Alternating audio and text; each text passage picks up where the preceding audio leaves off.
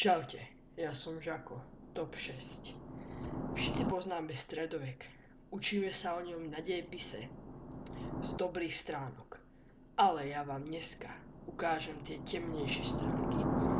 Preto som sa rozhodol, že vám natočím top 6 odporných, mučiacich nástrojov. Číslo 6. Hák. Áno. Už podľa výzoru viete, že je to hák. Poznáme ho určite z filmu všetci. Jánošík. Kto nie, pozrite si ho. Celkom ten film sa oplatí. Podľa tohto, tento vlastne mučiaci nástroj má jednoduchý názov hák. Teraz to vyzerá celkom neškodne, ale myslím si, že keby sa vám zapichol pod rebra ako Jánošíkovi, nebolo by vám to také príjemné.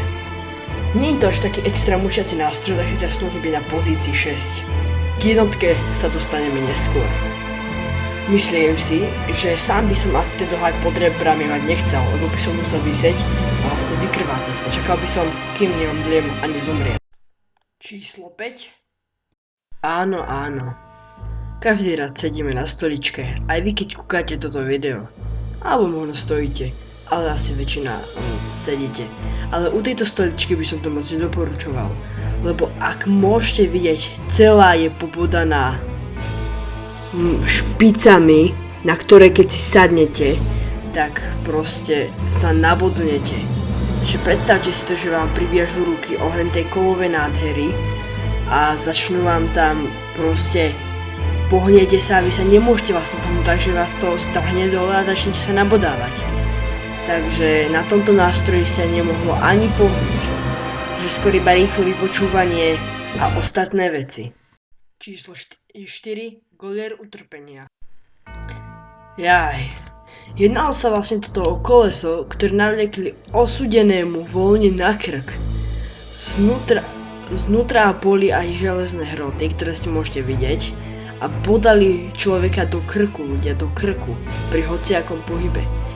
Väčšinou z toho opuchol krk a obeť sa zadusila. Číslo 3. Judášova stolička.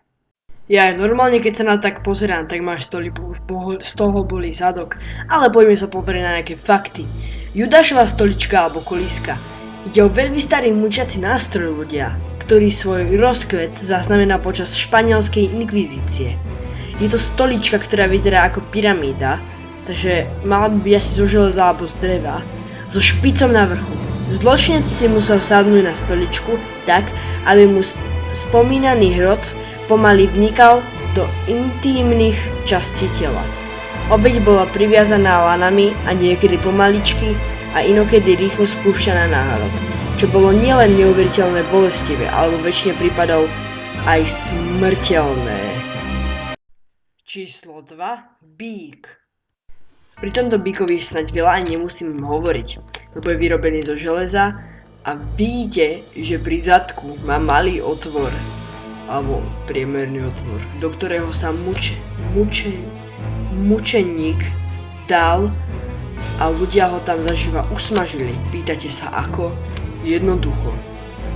Ten bík bol špeciálne tak vyrobený, že keď človek kričal, zvonka boli počuť iba zvieracie zvuky bíka. Nemyslíte, že tí ľudia boli trošku geniusovia? Ja myslím, že to je celkom zvláštne na tú dobu. Pod toho bíka sa totiž dali oheň, alebo plameň, alebo pec a človek bol zaživa uvarený. Nechcel by som byť ľudia, vážne nie. Diablo. Číslo 1. Škripec. Bolí ma sa na to kúkať. Tento stroj sa volá škripec, ktorý určite poznáte z filmu Saw. Moc nebudem o ňom hovoriť, lebo minus sa zakuktal. Ide o stroj, ktorý vám roztrhá všetky šlachy v tele a kosti v tele. No, nie vyslovene všetky, ale čo týka nôh a rúk. Tento mučeník bol zaživa roztrhaný pri ukrutných bolestiach. Zomrel by nie na to, že bol roztrhaný, ale na to, že vykrvácal. Jednak to bola obrovská bolesť a jednak to bolo odporné a neskutočne zvláštne. Pýtajte sa, prečo zvláštne? ľudia boli proste geniusovia. Ako mohli vedieť, že to neroztrhá kĺby, ale rovno kosti? Jaj. Ja dúfam, že sa vám video ľúbilo. Jak áno, zanechajte like, jak nie dislike. Jak si tu nový na tomto kanáli, Žako Top 6. Podpor ma odberom a nezabudni, dajme 5 lajkov do ďalšieho Top 6. Ahoj.